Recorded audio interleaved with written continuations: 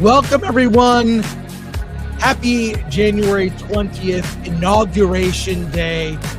I'm Chris Gore. This is Versus. Ready to talk about Trump's influence on Hollywood. Trump takes the office of the presidency, and things are already changing fast. Our panel is here to discuss it, and happy that you are here today. So let's go. Let's start the show. Let's get it. Let's get Alan here. Let's get Alan. Let's go. Come on, let's go. I want you to hit me as hard as you can. What? Harder than that.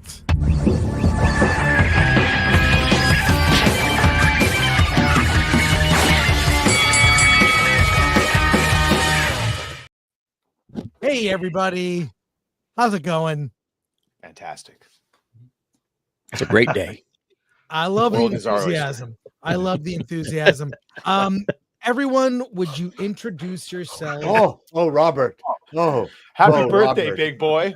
Oh. Look, he's double handing him. Get Oh, out my of- God. Guys, Get get stage in the room. restricted. All right. Cough, please, Robert. We have much to discuss, so let's get going really quick here. Introduce What's yourself. up, everybody? It's the DA. It's a great day in America. I am looking forward to chopping it up with everybody about this little presidential inauguration that just happened. I'm excited. Thanks for bringing me on, Chris, Alan, everybody. Let's get it. I'm Robert Meyer Burnett on loan from the Burnett Work. It's Inauguration Day. It's also Martin Luther King Day. One of the great statesmen we ever had in America, even though he wasn't really a statesman, and we're celebrating his day as well and his life. Hey, Paul Chato here. Channel is Call Me Chato. We're from Canada, and we're enjoying our carbon tax rebate, thanks to our socialist government. Yeah. Only thing we're celebrating is Robert's birthday. Daddy Trump is back, and the Canadian, before we started, told me he loved the American patriotism. Let's go. We are so back. Let's go. Yeah, Alan Ng, Film Thread. Hey, we're about to have the least partisan show ever on the Film Thread channel. Okay, and we have Dante may show up late, so there you go. Before we get to the inauguration news, let's do a check-in on the box office, Alan. It was a lackluster weekend, to say the least. It's more January craptacular releases. One of them days was actually surpassed my expectations. We were talking about it before the stream. Probably could have been funnier, but those two leads, I'm familiar with Keke Palmer, but SZA, really never heard of her. Their chemistry is what makes this movie work. And I think this movie has already made back its budget. I think it was 14 million. We're looking at 11.6 million at number 2. Wolfman underperforming at number 3 with 10.9. Mufasa the Lion King, 11.7 million, making total domestic gross 205 million. What? Yep. Thoughts on this? Did anyone else see One of Them Days? It was, to me, the best new movie that opened this weekend. No, but I like movies like this. I didn't even know it was coming out. I'd go see this. It was fun. Keke Palmer has real chemistry with SZA. She's great. Mhm. And It Cat worked. Williams is in it too. Yeah, but not he's Cat Williams was restrained. He was very restrained. I didn't realize it was him until. But Oh. it's like the best joke. They go to this place and they get 1,119% interest for a loan. You know, those predatory loans they give to people. They're awful. So The anyways, movie should have been better than it was. I have to believe there's a funnier version of this movie, and it was just cut down to be fairly boring and bland. But you know, again, the two leads, great chemistry. They should make more movies together.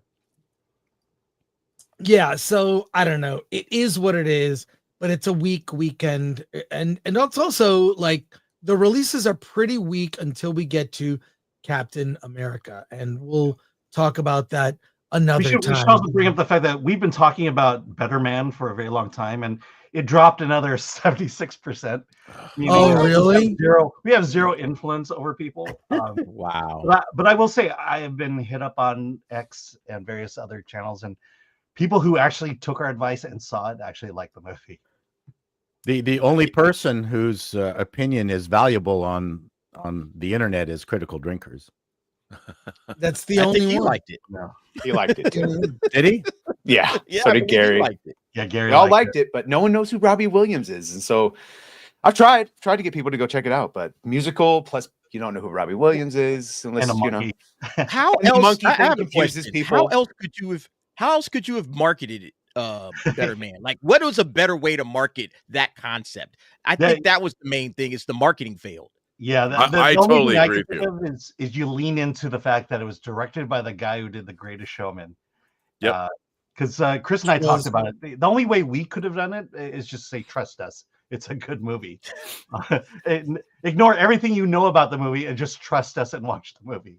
But as you pointed out, Alan, it's hard to find like negative reviews of the film. There are almost no negative reviews. Yeah, it's so doing there you quite go. well from a critics and audience on Rotten Tomatoes at like 88%. That's pretty good. But yeah, it's a tough conceit. It's a tough gimmick to sell, and I think that's its biggest problem. And the fact that no one knows who Robbie Williams is in America. I think its budget is the biggest problem. Yeah, it was really expensive, over $100 million. Yeah, But like so I found it- independently produced.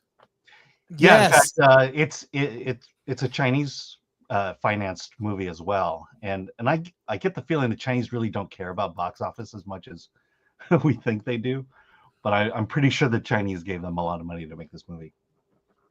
Yeah. It's funny that the Chinese would finance a movie with a guy with the letter R starting his name. I know, Robbie Williams. Well, you know, I have to say, I'm surprised, I guess, because I've been buying a lot of music from the UK since the early 80s. You know, there's only place to get it. First, bands like New Order and The Cure, and so I became a big fan of the second British invasion. And while I wasn't a big Take That fan, at the turn of the century, Robbie Williams had that song Millennium. He had Angels. He was huge. But Yeah, only in Europe. But yeah, he wasn't huge here. But I mean, I knew about him. Like I was buying they had these like Millennium compilation discs, CDs, like best songs of the 20th century and moving into the 21st century. And I think I have like 4 of them. Like these were double CD sets, and I listened to them incessantly because it was like having a great mixtape. And Robbie Williams was all over those things. And you know, the Millennium song, he's got the Aston Martin DB5 from Goldfinger in it. It starts with a lick from You Only Live Twice. And I love that. And I like that song Angels too. And it's amazing to me that no one, I mean, not no one, but almost no one on my feed, and at least on X, knows who he is. And Yeah. I realized that, I guess because, you know, I was obsessively reading the Rolling Stone college album charts all through the 80s and the 90s. I was hanging out, Chris, as you know, Tower Records and the Virgin Megastore. I mean, I went every week and bought music. And it's wild to me that it seems like music itself, other than you'll hear Taylor Swift or something, but music has lost. We talk about music, movies losing their potency in terms of being a pop culture force or a cultural force. Pop music in this country is almost non-existent. I only know who he is because he was on the Graham Norton show and he told a funny anecdote, but Yeah. not But- because of his musical, you know. By the way, my nerdy home, Steph is here. Hi. Steph, thank you for joining us on America. this day. It's a course. very special day. America. Very day off for a special lot of day. people. And Very America. excited. You're dressed appropriately. I love that. I have a That's couple awesome. of hats here too. I also have it's weird when you're in LA and you wear a hat that's like this one that I have on. I'll go full screen here for a sec. I wear this hat and I get looks from people. All it says is America. Yeah, but a flag That's means it. you're alt-right terrorist to some Yeah. And people. how is that controversial? Also joining us out of the stage here, Dante James from Verbal Riot. Hey man, How's it going, everybody?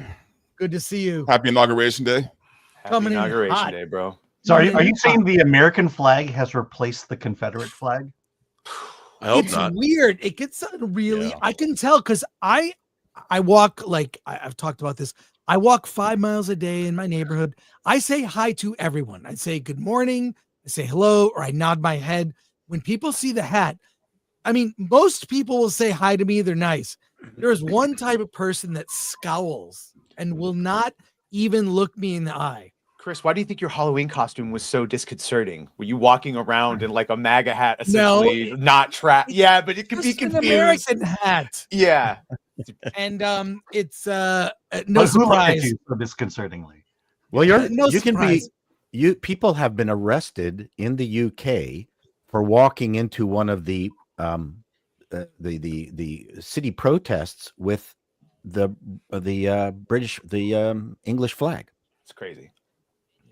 They're arrested for hate crime, for inciting hatred amongst the rabble by carrying an English flag.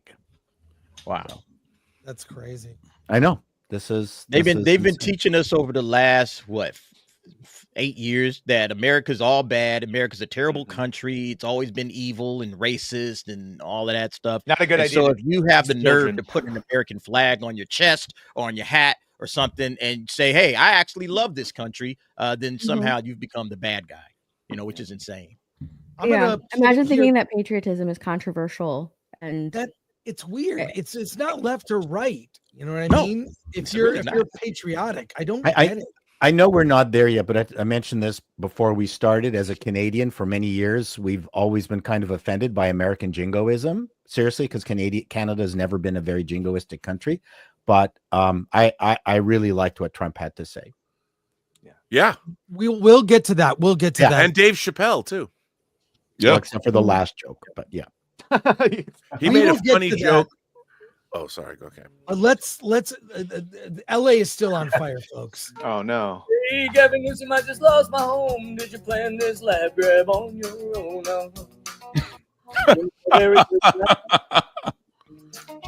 Oh, LA's on fire. Tell me now, where did you plan this do with your DEI and transfer crew? You should both retire. Oh, LA's on fire. So this would be a perfect spot for the World Cup. And right over here where the Hounted used to be is a great spot for the new Super Bowl stadium. Now, we just got to find the perfect spot to build the Olympic Stadium. Should we care about the people that lost their home? Wow. Your crime should be punished with life in prison. You know LA keeps on burning with no water inside though. Illegals lighting fires and you cry climate change with the looters run free, still zero contained. Your resignation's designed. Oh, LA's on fire. Oh, LA's on fire. Oh, LA's on fire. Years ago, we thought AI would Fuck be. you! To your point, Dante. Fuck you! We thought AI would be them rounding us up in camps. Justine was right. Justine was right. Chat saying this is a little cringe. This is a lot cringe. Yeah, this Look, is bad. it's from a guy called the United Spot. He makes these maybe a video a day. You might see another one later in the show, but That is the true power of AI, right? Not the robots rounding us up, not us fighting for our lives, for our future. No John Connor. No, this is what AI is. But also John Carpenter's Vampires with Woods, peak James Woods in great that film, movie. yeah. Peak James Woods. So, I mean, this story is going away as a national story, obviously, because of the inauguration, all the Trump announcements, a lot of big announcements coming later today. Just still on fire, just to remind people. We're still stuck in this horribly mismanaged state. But let's talk about Trump's influence on Hollywood. It's people have pivoted hard. Social media companies like Facebook are all sucking up. And I have numerous stories about this If you, just all of your thoughts on the influence, and will the TDS, settle down? Will people get more? It doesn't seem like, I mean, even SNL this weekend I'd love to show it, but they copyright claim everything. They did ambassadors. They did a sketch with Rachel Maddow where they really kind of made fun of everything. It's great to see, like, hey, make fun of Trump, but make fun of MSNBC, make fun of both sides. Just your general thoughts on this topic. They're cowards. They're cowards. They're only doing this because Kamala didn't win. That's the only reason why we got a Rachel Maddow skit, because she didn't win. Yeah. They're going with the winners. The same thing with Zuck. The same thing with everybody else. They're going with the winners. They seem to have gotten rid of the sketch performers this season that refused to perform with Elon Musk. And I think I didn't that's notice. really affected. They've actually been less woke since the beginning of this season, actually. Wow. Yeah, everyone was posting that Colin Jost video where he said some pretty based, funny things. Yeah. Like, oh yeah, they could be funny again. Yeah. And I don't know Lorne Michaels personally, but I mean, I spent a lot of time up here in Canada in his shadow, and it's not in his nature to be woke. Mm-hmm. Yeah, he held on to Jim Downey for a long time. I think he was even a huge supporter of Norm Macdonald. And huge. He protected Norm Macdonald until the O.J. Simpson joke. The Shane McGinnis thing. He didn't want to get rid of him. He said, no, you don't have to. It wasn't, So yeah, he seems to be pretty fair.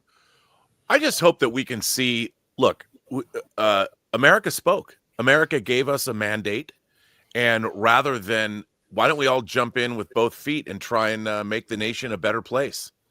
Like, I really like what Chappelle had to say on Saturday Night Live when at the end he said, whether there's displaced people in the Palisades or in Palestine, why don't we help everybody out? Like, we have an opportunity here to I mean, if there's national unity, whoever brought it about, why don't we all get in and do the work that we need to do to make this a better place? I mean, America has many, many, many, many issues, and I think the California fires are probably a great example. I mean, let's look at it as a metaphor for America. The failures of our systems that are aging, that are old, that you're like I was hearing a story today about how many things you have to get, how many permits in order to build a house. You have to have plumbing permits, electrical permits. You have to have all these different permits that make construction here, and all those, that's all bureaucracy. And all those people are getting a taste. Adam Carolla had a and very try to good build rant a about house on the coast in the Palisades. It's even worse. Yeah, and it's like, when I was looking at the above ground power lines that are going through Topanga Canyon, how are those power lines still not? How are they not below ground? In a high fire zone, we have aging power lines that are half a century old. How are we not, like, we're a very industrious place. Why not put people to work and we talk about rebuilding the infrastructure? Well, now we can. Under a Trump presidency, let's hope that we can see some of this movement happen. I'm not sure if this is real or not, but Kamala Harris tweeted on November 3rd, I already told my husband on January 20th, 2025, he will sleep with the next president of the United States. Could be fake. I mean, it's one of the things I regret. I mean, if Hillary Clinton had won, back in 2016, it would be the first time a president was elected who had fucked another president. It would, I mean, think of the history that we know of. Think of the you're assuming a lot there. The glass ceiling being broken on that. But anyways, okay, forget that. If that's your glass ceiling, then get the girl who opened up her legs for 100 men. If that's what you want. 1,000. By the way, 1,000. Come on. Where's John Voight and Mel Gibson, and where are my ambassadors? I'd like to see the changes they're going to be making. Influence, I think. Seriously. Trump, and I don't know if you have that, but that's the real influence. If any influence, it'll be maybe these ambassadors can get like some of the work back over to this country, because I think that's what Trump's focus is hey, let's bring some of these jobs that have gone overseas for Hollywood, let's bring them back to America, and let's maybe by doing so help American film companies, which would And to be a what good Paul thing. was saying, remember the American Cinematic Universe they were talking about? Let's get back to like Top Right. Gun and all the American Right. fuck yeah. Yeah. Let's do that. Yeah. Here's Well, some- and that's why this whole inauguration thing is kind of bittersweet for me anyway, because I feel like, look, it's great for the country, but in California, it doesn't do anything for us, right? Because we're still under a blue leadership. We're still under Newsom. We're still under all these other Democrats. So yeah, the rest of the country might be in better shape because of Trump, but we're not going to see it for a long time. Well, Team Blue has something to say. Here's Nancy Pelosi. Inauguration day already. I was just coming up with a scheme. Oh my gosh. You might be drunk. I played it still this whole We're still election, alone. but now all I can do is scream. Trump's trying to ruin all the genders as the Democrat Party made. He needs to get a job. Say goodbye to all the legals and farewell to all my insider trade. It's just another MAGA Monday. No! Oh my God. Wow. Or even Chris, are you an George investor? Floyd What is Day. going on? I better start the drink day. Just another MAGA Monday. Oh, that's After good. me with Schumer, got a plan Jesus. what we'll do this Oh. time. Should we impeach him right away or just accuse him of some made-up crime? The J6 committee's pardon along with Dr. Fauci and General Milley too. Very timely. Six committee. We're all above the law and there's nothing that Trump can do. Just another MAGA Monday. Okay. Friday. Martin Luther King Day. Can someone start a riot day?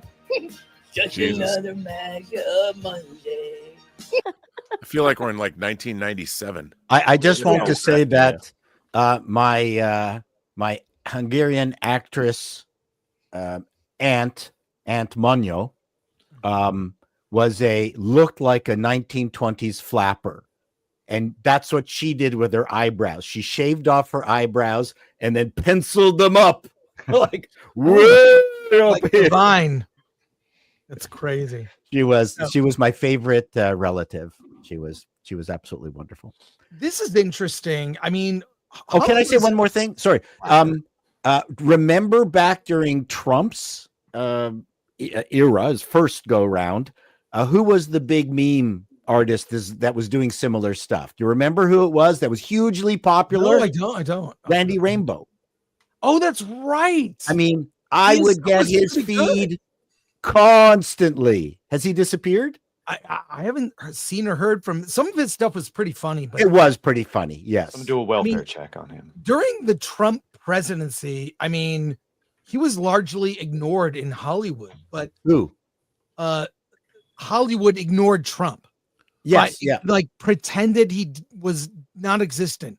Amazon is paying $40 million for a Melania Trump vanity documentary. Wow. So there'll be a Prime Video documentary about Melania Trump.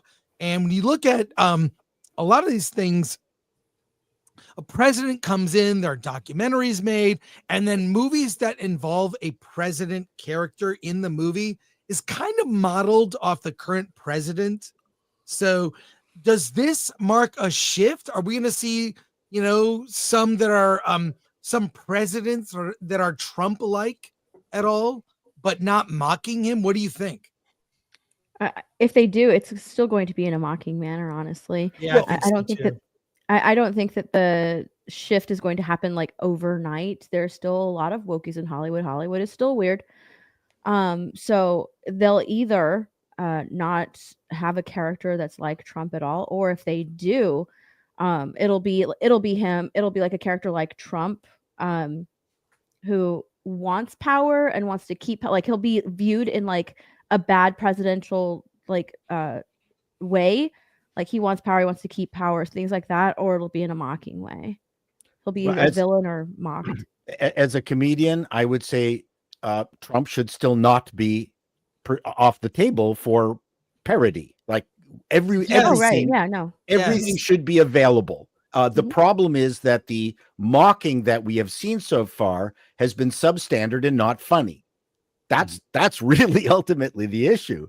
And even Bezos today, this one here, I mean, I don't know how many months ago it was, but he walked into his Wall Street Journal and told everybody, we're going to start making ourselves more neutral. So even he understood that the Wall Street Journal was an anti-Trump rag. Well, I mean, I think that we've got to bring that kind of let's just report the news. Yeah, why not? The more that politics is taken out of the news, I think the better off we are. We need to get back to that hard-hitting investigative reporting that they used to make movies about back in the 70s. Yeah. And I would like to see that happen. I mean, if there's one thing, the phrase I cannot stand is "my truth." As long as I agree. never hear "my hate truth" that ever phrase. again, My truth. it's the Yeah. truth, and there is a truth. There is real truth and we have been living. I think one of the problems of the world that we've been living in up until about now is this idea that everybody gets their own truth. No, you don't. You can't. It's like, keep thinking about Dennis Hopper in Apocalypse Now. You can't land on the moon with a fraction. You have to, and that's what everybody's trying to do is objective reality should be what we are seeking, instead of everybody getting to live in their own bubbles or their own fantasy worlds. And you knew that comedy was kind of dead in Hollywood because there was no mocking Biden movies. Right. I mean, the man Low-hanging fruit, but yeah. The man was absolutely available for parody, yet all they wanted to do was still continue to mock the Trumpian kind of character, which is just lazy. Yeah. Well, as far as depictions of American presidents, let's go back to like the days of Air Force One and the American president, or like just a more heroic, balanced, neutral, wants the best for the country depiction instead of a fucking buffoon. It'd be nice. It goes in line with the returning to pro-American movies and stuff. I was gonna say that is very pro-American. That's like patriotism. You're proud, Yeah, right, of your president. Your president has pride in his country. Unfortunately, we've been moving in a direction to where like half America is not proud to be American. They shit on patriotism. Well, and that's because of the media. That's Yes, and that's why absolutely. I don't have this hope that the media is ever going to get back to where they were, right? Like we're long past the days of All the President's Men, right? And Zodiac, and where these hard hitting journalists are doing the hard work and getting the truth out there. We're so beyond that at this point. Now everybody's a huckster. Everybody's just trying to stick with their grift and make a little money. I don't think we're not going to get an accurate portrayal of Trump in the mainstream media. We're not. Absolutely. Yeah, they're going to stick with their grift. They're going to go with whatever will get them like a viral clip or something. Like that's it. Right, but which is unfortunate. What you've been seeing, and it resulted in Trump's election, was the shift, the small shift of people who had their eyes opened and realized that the things people have been saying about Trump were not exactly true, which is why you have Jeff Bezos and you have. But that shift was with the people, though, not the media. Right, but that's the thing is the people. That's why people are not watching news anymore. That's why people don't watch late night television anymore. Legacy, they watch us. They watch you, Alan. I was just about to say the media. I remember media's completely changed. when Trump was elected. What killed late night television was the fact that every show, all their jokes were "fuck Trump." Trump is racist. And it just was never clever. They would just write a racist joke and put Trump in it, and it just became unfunny. And what we found out was a lot of this was untrue, that these things were saying. And a lot of people made that shift from being Democrats to either being independent or Republicans because they realized what the Democrats were doing. Believed all the lies.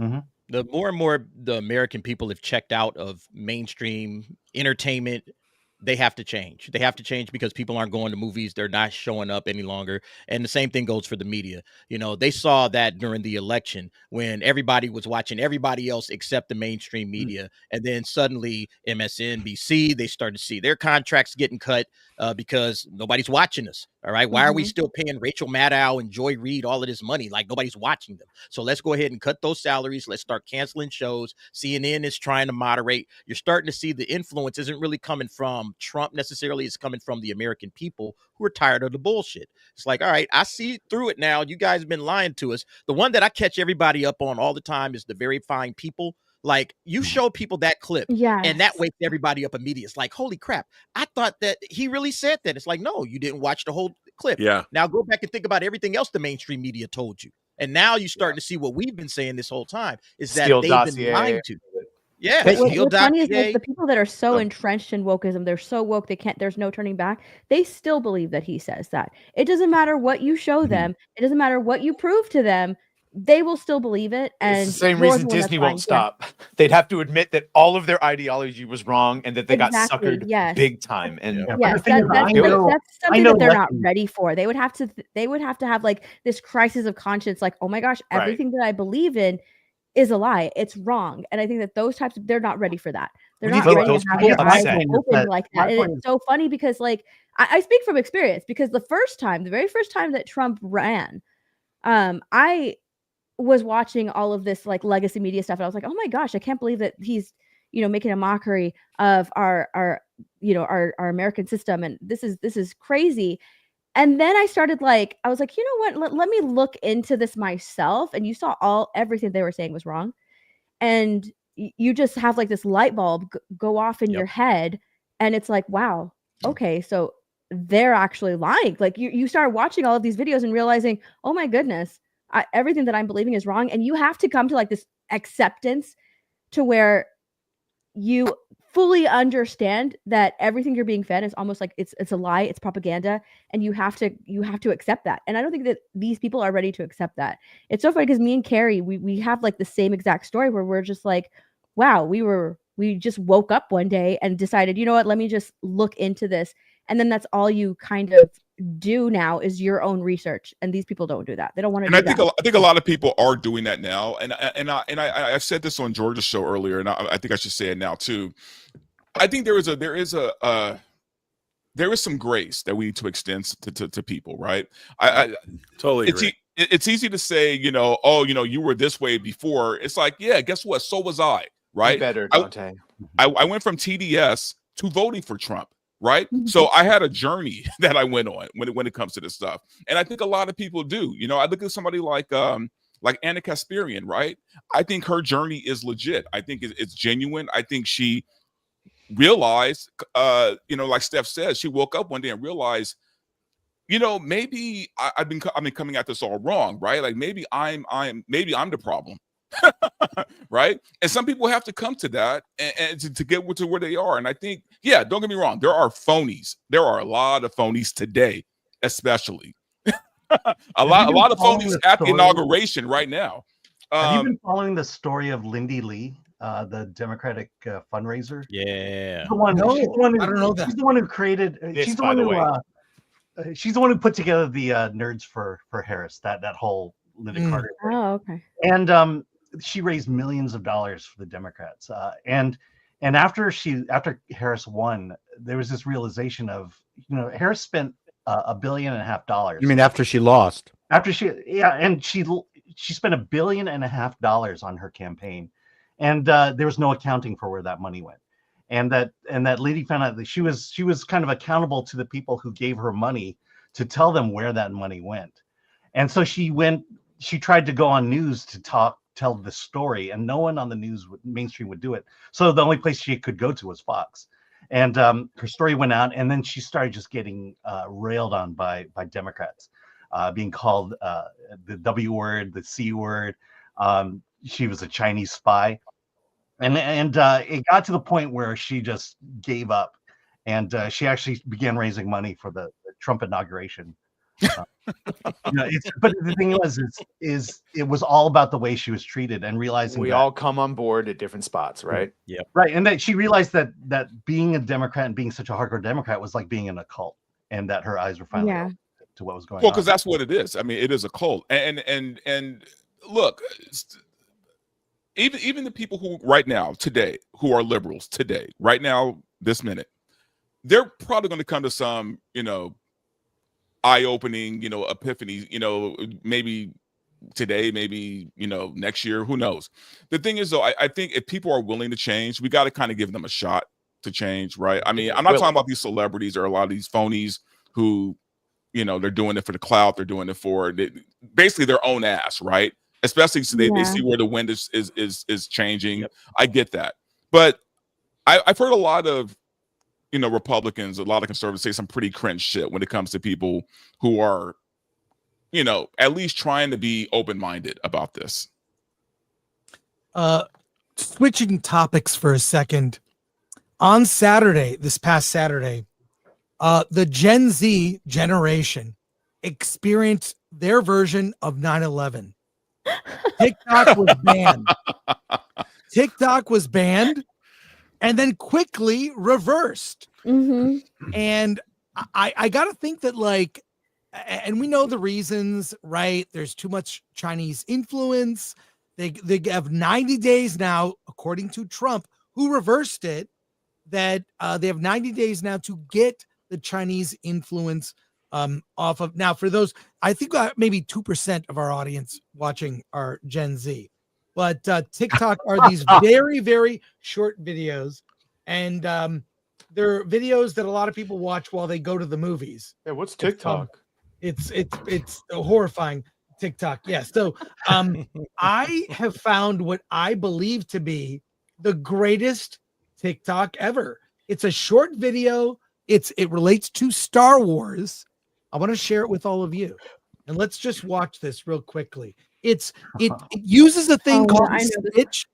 You know, you make a video and then someone makes another video and adds to it to make a new original. In case you don't know what that is, here it is. It's 97 seconds. Happy Star Wars Day, everyone. Today is also my birthday. And because it's my birthday, I get to introduce you to my girlfriend, who is amazing. Happy Star Wars Day, everyone. Today is also my birthday. Well, today is also my birthday. I love this. I love this. Today is also my birthday. Marcus, you don't want to do this. Let her go. My girlfriend. Breaking news: a man is currently holding his girlfriend hostage outside of his home, waiting negotiation terms. This is Rover 2L2, Eye in the Sky. We have visual on target. I repeat, we have visual on target. Hi, we are live in front of the home where a woman is being held hostage. The man is currently holding his girlfriend hostage. Police are outside of my fellow Americans. I know we are all aware of the current market situation developing. I want to assure you I have my top FBI agents on the case. I've known her for years. I know we are all aware of the current market situation developing. I want to assure you I have my top FBI agents on the case. Oh no. Let's go get this son of a bitch. Man is considered to be armed and dangerous. Hold your fire! Surrendering peacefully. He's doing exactly what he's been told by the sheriff. The extraordinary. It's pretty creative, yeah. Wow. Yeah, I love that TikTok. It's so good. Wow. It awesome. really That's shows very you. It's like it's so creative. There's so many TikToks like that too. They're really funny. That just really caught my eye. I thought it was amazing. Real quick, that is the best thing about all of this is like Hollywood sort of had a lock on like, oh, look at talented people. No, the world is filled with talented people. It's nice to see things like that. But what are your thoughts on the TikTok ban getting reversed? What are the issues at play? There's rumors Elon may buy it. All of this smells very fishy to me, man. Like I don't know. Something about this doesn't seem on the up and up. Well, Kevin O'Leary of Shark Tank is even eyeing it, getting a group of investors. Well, I mean, I'm surprised there aren't more, honestly. There's no doubt, though. What's the price for this? TikTok has like the best algorithm, the most aggressive algorithm. I'm surprised there aren't more people vying to buy that app. I think that they don't want to sell it. Like that's it's proprietary spy technology and algorithm technology and infrastructure. I mean, that's the thing. I wish that Americans would understand that we have been, since the dawn of the social media era, since about 2012. If you look at Jonathan Haidt's research, if you ever know who he is, you should really.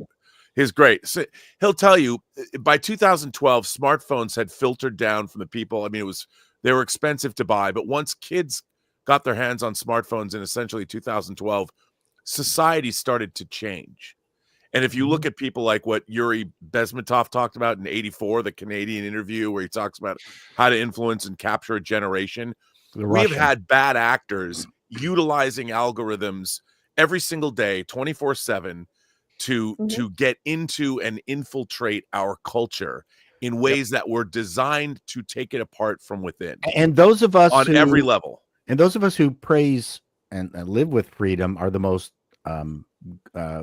targeted and gullible. My dad, again, escaped from communist Hungary, used to tell me in the 70s, he said, Paul, America thinks it's the most free country in the world. Russia knows it's not. Yeah. I think that's really salient, that Americans convince themselves of their freedom, and it doesn't exist. It's like what George Carlin has a fabulous routine on corporate and government influence on people, right? Big club. And it was way better being when I went to Hungary for a month. Everybody knew that they were being lied to, like knew it, and that made for a much better way of going about life. Yeah. In a weird way. I'm sorry to say. There's a woman who's a member of my channel, and I always see her. I do member calls. She's from Yugoslavia, and she went into college during the Balkan conflict, and she was telling a story about David Lynch and how much Twin Peaks meant to the youth of Yugoslavia and how everybody was obsessed with it. At the same time, there was a war going on. You had the Balkan conflict happening, and then you had people that were huge fans of David Lynch and how they would share tapes and wonder what was going on. And she said we were already living in a world where half the time we had to watch what we were going to say. You had the men who were of conscription age running away, trying to leave the country, and that the world that we were living in was everybody was lying to us, and there was all kinds of things. At the same time, they were looking at Twin Peaks and looking at the work of David Lynch and puzzling over that. So it shows where pop culture can play a role even in wartime. And now I feel part of the reason, in terms of, I wouldn't call it my awakening, but I consider myself a lifelong Democrat, and I used to consider myself fairly left-leaning, but a classical liberal. I haven't seen any liberalism happening on the Democratic side for a long time, and the issue with Israel has solidified to me that boy, I used to think we're half of our country would turn over the United States and our democracy to people that would tread all over it instantaneously. The thing I'm concerned about with this TikTok ban is people like Tony. Do you know Tony? Let's watch this. Hello. Goodbye. Anyways, if you want to start a business, before you go to the source factory. Friends, today we're talking about something super cool. Oh. Pronoun. Not interested, sir. Anyways, here's how to tell if your sign is cheap. But I'm a trans man and I'm gay and I have been. So you're straight. Anyways, watch me put it down like this. This is very cute. So I got served today at the pharmacy, and Sir, here's how to tell if your LED sign is cheap, sir. You're a fake liberal, you're a hypocrite, and I feel sorry for your trans friends. I feel sorry for your trans friends. I don't have any trans friends. Anyways, here's how to tell if your LED sign is cheap. Little one asked me, Mommy, what's a girl? Mommy, what's a boy? What makes somebody a girl? What makes somebody a boy? Baby, I'm a they them. I have no idea. If you have a penis, you're a boy. Anyways, here's how to tell if your sign is cheap. Alan, Alan, do you know Tony? No, yes, because we all know each other. I hate TikTok. I don't see its value. Yeah, there's a few laughs in it, but I don't understand its value. Well, it's a waste of time. That guy he works for a sign company. He does their social media. And His he's whole my thing cousin, is to react to idiots. So I think he's great. He's all over the internet, and enjoy Tony. But it's reversed. We'll see. I think I think it will remain. I think it's too popular. They will find a way to thread the needle and make it work. Well, I don't understand why people with mental disorders want to put themselves on camera. Well, we do. And talk about their shit. I do a parody called I'm in a Car, where I do I've seen it. Yeah, see, it's good. Yeah, I mean, this is a character that's constantly breaking down. And And it's not too dissimilar from what's happening on TikTok. I don't get it. These are all, by the way, luxury items. Yes. We have a society that is so luxurious and so plentiful that people can focus on these issues as being the number one issue that's facing them in their lives, as opposed to, say, eating or being able to put a roof over their heads, because somebody's already done that for them. Shit. Yeah. Luxury problems. Yeah. One thing is, I don't like to censor. Steph, you're muted. But I know. I just realized that. One thing I don't like is censoring. A lot of people I would much rather have racists talk freely about their feelings and their opinions, so I'll know that they're racist. I don't want them hiding their thoughts and their feelings. Yeah, a lot of people who do that, who sit in their car and talk about their feelings and whatever, they've been those types of people have been like indoctrinated into that cult where your feelings are the one that matter. So that's why they sit in their car and talk about their feelings, so that way whoever is watching them can validate them in their feelings. It's just feelings above all, and they look at it as, this is good for my mental health, so this is why I'm going to do it. So in their mind it makes sense, but to regular normal people it doesn't. But that's ultimately why they do it, and they do it in their car because that's their safe space, and they're all about like having their safe spaces and talking about their feelings. It's cringe, it's ridiculous, but I like making fun of it, so I hope they continue to do it. There are more important things in life than expressing your feelings, like selling signs at a good. Exactly. Look at you promoting for your cousin. We're gonna go to soups in a second, but I didn't say hi to everyone in the chat. Hello, we'll get to your soups. Wanted to remind you, go to shop.filmthread.com. We have the shirt that I'm wearing. We have our award this shirts available. I'm currently working on the script. I might want to see if Paul and Alan could do a punch up on the script and actually put. Yeah, you're supposed to send it to us. I'm happy to do it. Once it's written, I will send it to you. But go to shop.filmthread.com and then go to awardthis.com for a link to tickets. I'm gonna share that there. When is it again? It is Sunday, February 2nd. Dante is a presenter. The DA will be there. Badger will be there. I sent you guys invites. Yeah, I got it. I don't think I forgot. No, I think I sent one to you, Rob, too. Yeah, I got I'm happy to work on the script with one caveat that Script Doctor and I have a script actually being looked at in Hollywood. And if that gets sold, then fuck this noise. I'm not doing anything for you. Yeah, exactly. But you can submit for next year. You can buy tickets. I want to be there. I want to go. Well, Come open out. invitation. Open invitation. It's there for you. So It's a good time. It's a good time. And then while I was doing that, you could put up a little thing like that. See? Oh, see, Alan? A little thing you can do. Yeah. Yeah. There you go. Or like this. See you or whatever. All right. right. You know what's cool about award this is every year something crazy happens. There's dude.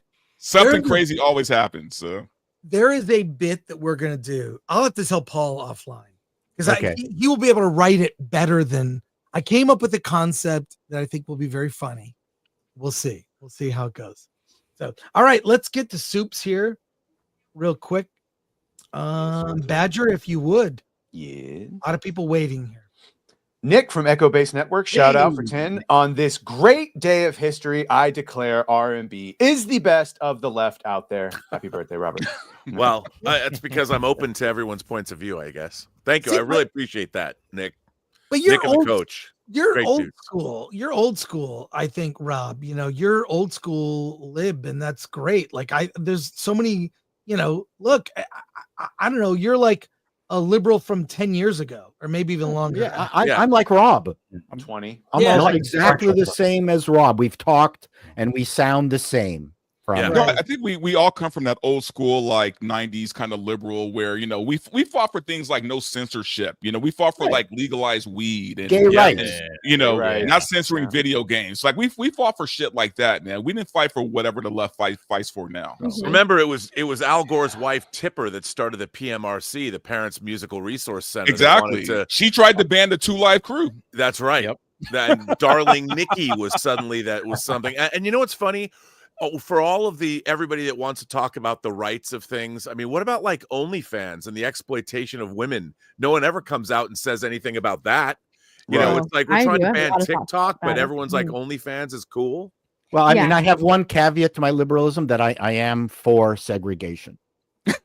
Don't get my OnlyFans canceled, Robert. Now, no. Have you ever been to OnlyFans? There's a ton of stand-ups that are promoting themselves on OnlyFans also. No, it's true. Nikki Glaser, I think, had an OnlyFans at some point. And thank you, Nick.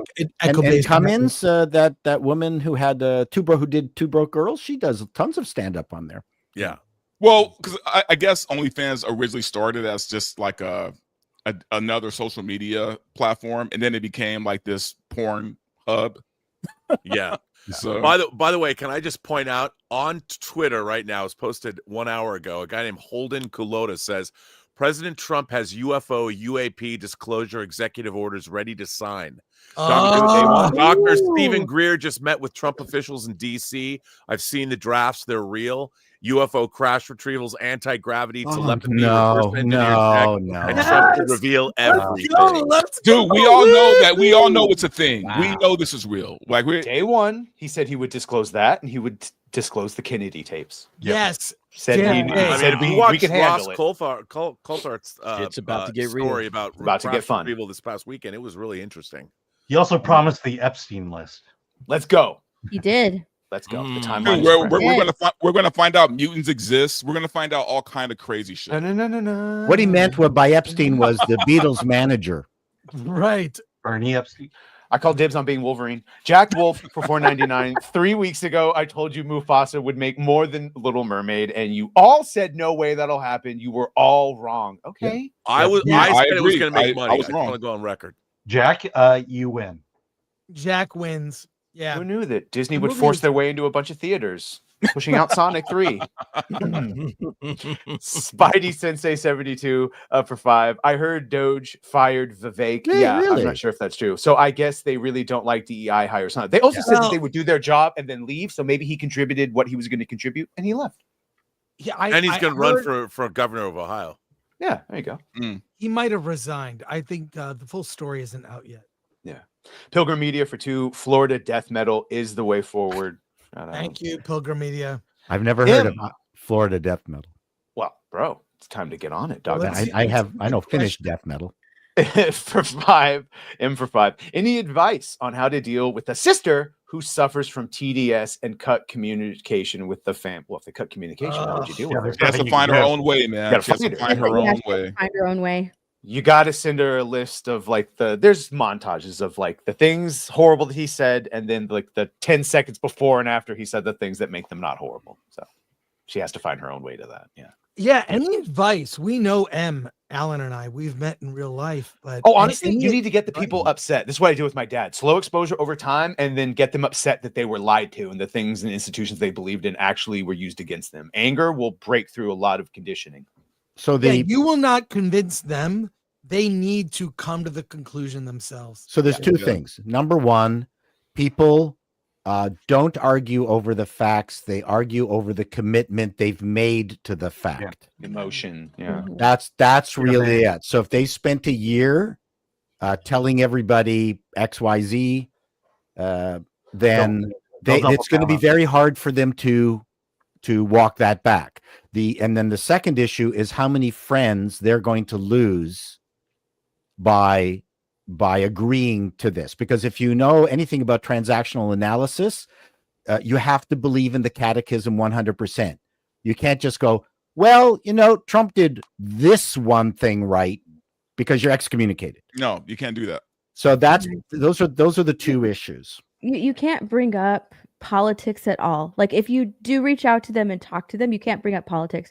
Just don't bring it up. If they bring it up, try and change the subject. You have to deal with them like they're in a cult, right? because like people who are in a cult, Mhm. what do they end up doing? Cut off their family members. Like First thing they do. Yeah, you literally have to deal with them as if they're in a cult. And what I think what I agree with you. therapists, Yes. what therapists tell family members of people who are in cults who want to try and continue to talk to them is don't talk to them about the cult or anything about their cult, because that'll cause them to move further and further away from you. So when you talk to your sister, you can't talk to her about politics. You have to keep it something else. You don't mention how mom misses you, because in her mind it'll be like, oh, she must miss me because I walked away because because she supports Trump and I don't. But so you have to just literally keep it like really basic. You have to keep proving that you continue to be a good person. Let's just say I was given instructions about Christmas this past. Oh wow! Things to talk about and not talk about. Wow. To Paul's point, you just you're like, they can't all be racist and horrible. They can't all be. But sure, adults should be able to talk to each other despite our differences. That's what we can talk to each adults other. is all about. Yeah, but dealing with somebody in the cult is very different, man. Oh, I know. But that, I mean, I'm talking about them being able to have a conversation. Robert, because we have way more contentious things about, Star Wars and Star Trek movies. That's way more than any politics. That's easy stuff after. Sacred time. I'm not even joking. Sacred timeline restored. # cancel Disney Plus. Yes, Sacred Timeline is restoring. Charles Hurst for 5. It's also the poor history curriculum taught in schools. Yeah, they don't teach civics and history is highly. They do teach civets, which is part of the problem. They're rewriting history. Lord Comet for 2. Afternoon, Chris Gore and Alan and friends. Comet, it's here. Thanks, Comet. Kino reviews for 5. Optimistic about the future for both the U.S. and Canada. Yes. Viva la libertad, carajo. Oh, yeah, boy. Our school boards are terrible. And, that's part of the problem, is that this DEI stuff has not only curtailed what the kids are learning, but the amount of time teachers are wasting on it. What an unmitigated waste of bloody time spending on all these meetings. And I agree. And CRT and getting yourself, properly and thoroughly thrashed by some CRT consultant being told that as a white person you're terrible. I mean, what a waste of time. You know what an even worse problem is? I know people who wanted to go into teaching, who wanted to teach kids and teach them things, and they had to leave because they couldn't stand the environment that they were thrust into.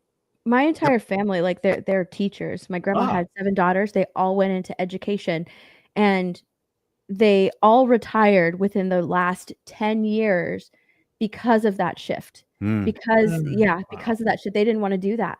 They always like put their students first, and and the fact that they don't like what they're being told to they had to all retire. They had to all retire. They could see like the kind of like the shift coming, and this is Texas, right? So but they could kind of see like this sort of shift, and they would talk about it and everything, and so they just had to retire. They didn't like what they were how people were viewing the education system. They couldn't be a part of it anymore. So it's unfortunate because I have such a great respect for teachers, because my mom was one. All of my aunts were in the education system. So it's unfortunate that all of these woke people are going into the education system for all the wrong reasons. Because that's it's such a powerful position you have to mold children's minds. And being a teacher, there are teachers that I remember who made such an impact on me positively. Yeah.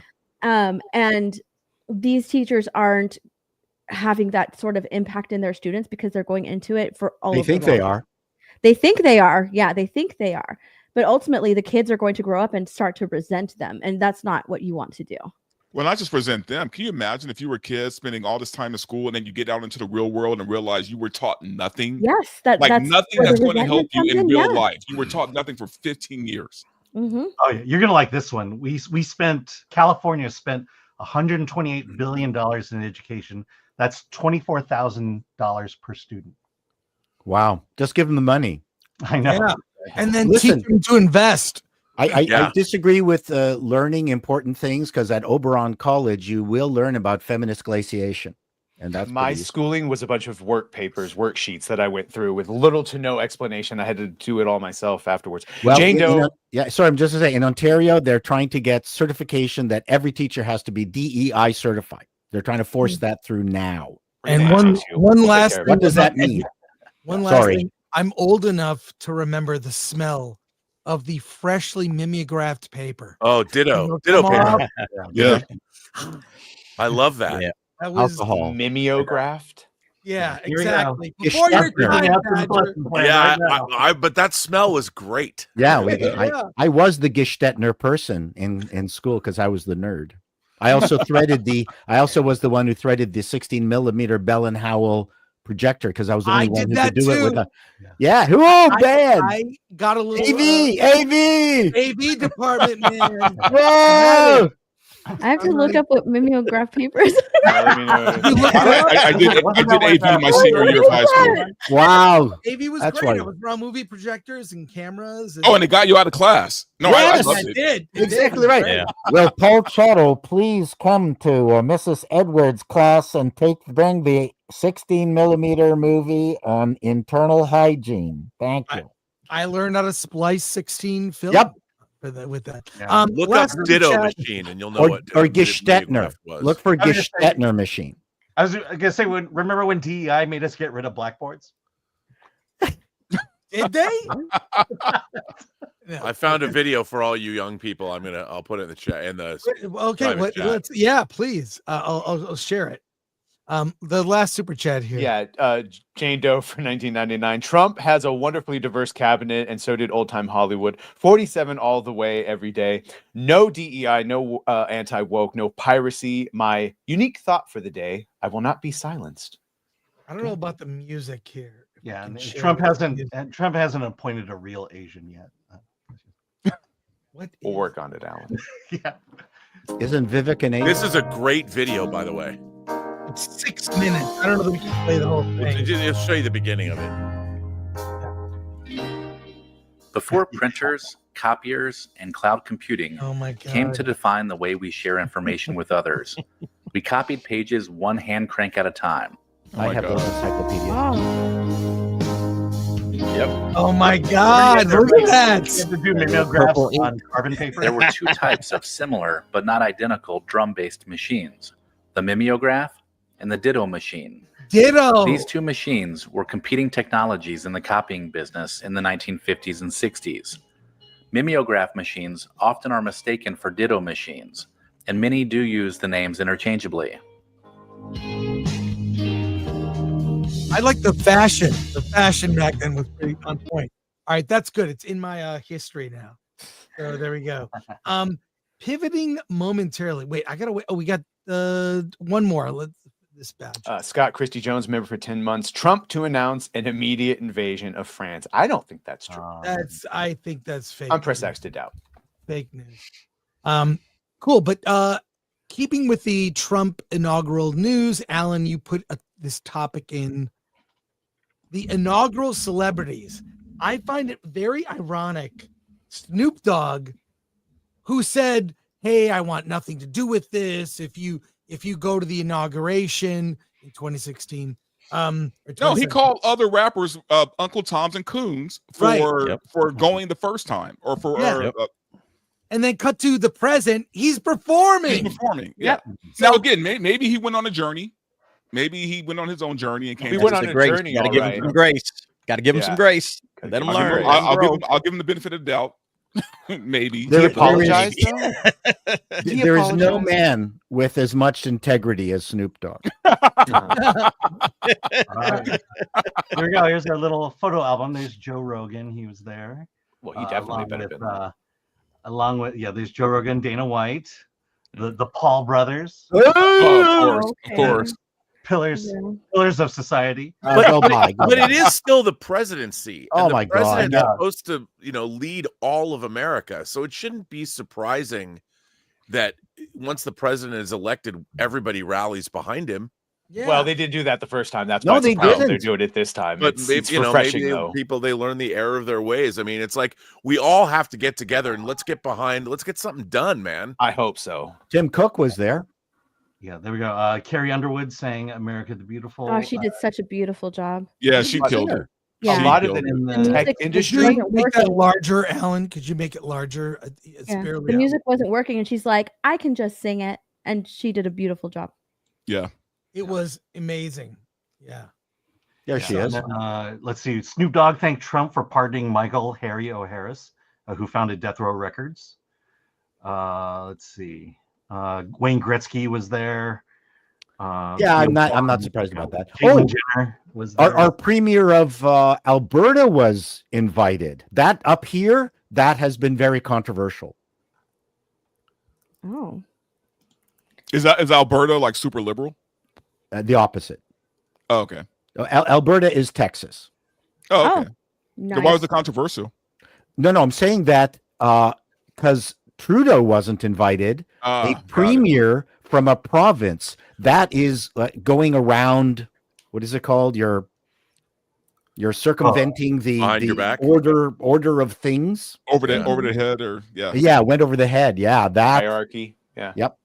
That up here is a very big thing. Danielle Smith was invited, but not Trudeau. No. Trudeau wouldn't have came anyway. Okay, how many? Mar-a-Lago. There has been some controversy about the pardons that Joe Biden has given out. Oh, really? Yeah. You think? Oh, you mean the ones that date back like far longer than any crime we would have suspected them of? Like all the yeah. Let's also remember, no one's above the law. But continue. So I found this. If you want to see the stats, presidential pardons by president, who do you think has given the most? Biden. You're right, 8,064. George Bush Holy crap. was 200. Barack Obama, 1,927. Donald Trump, 237. Joe Biden, 8,064. Yeah, Wow. a lot of those Up are with people- Obama's. Yeah, a lot of those are people who hadn't been charged with crimes yet. That's what I was going to say. Sounds like that's the he's main pardoning thing. everyone Concerning. involved in something. So I don't understand this because there's no way that can hold, right? I mean, you can't. I think it'll be tested. Right, like they can't commit a crime in the future and we not charge them for it. Well, they're unless saying that unless he's got minority report. Yeah, right. skills. No, he outlined it. It's from January 1st of 2014 till now. So did, in yeah. that time, In in that that time frame frame, of time, whatever they did, if you investigated, you found out, oh, they committed murder, or whatever. No worries, they get off the hook. They can't do That's that, insane. can they? Yes. I think it'll be He tested. put it out there. Yeah. So But I whatever think it'll crime be that they tested. I committed, don't- it doesn't matter. But it'll be tested. I think it may Yeah, I go think to they'll the test Supreme it. Court. Yeah.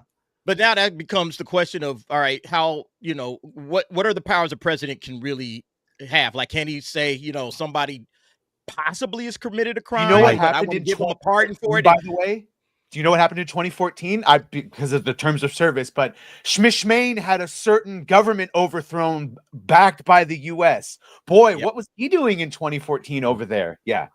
By the way, this Very allows the United States to create a 00 assassin, because you could pardon someone for the next 8 years and they could commit whatever crimes they want, such as, and you're basically giving them a license to kill. Ooh, that's a great premise for a movie, Al. Yeah. Hey, you just Well, just send me a royalty check. That's I all. just want Fauci to go to jail. That's all. I Yeah, don't care what the he gets most- for. I the just want most- him going to. The most concerning one to me is Fauci. Yeah. That is You read the very RFK concerning. book that he wrote about Dr. Fauci? The fact that he hasn't been sued means all that shit was true. And I now these pardons. You don't think the pardon to Blake Lively is worse? Well, that's a whole. That's hilarious. No, Fauci is the reason my family couldn't get together for my grandmother's funeral. So I want him in jail. I want him under the jail. Yes, same.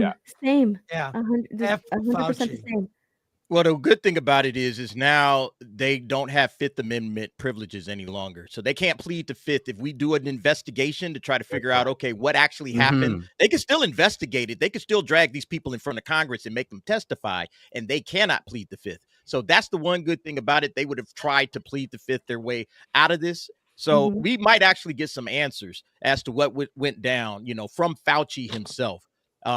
He won't face any consequences for it if the pardon stands, but we might actually be able to investigate it. And that's like the one solace that we can maybe get out of this, is that, okay, we'll find out what really was going on. He was all over the news at the height of the disease that will not be named.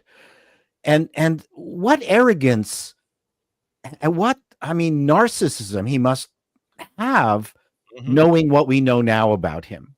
Senator. I mean, if you look into his past and see what he's gotten away with in the past, I don't doubt that he holds that level of narcissism 100%. Yeah. Wow. 2 quick supers before we pivot to non-Trump topics, film-related topics.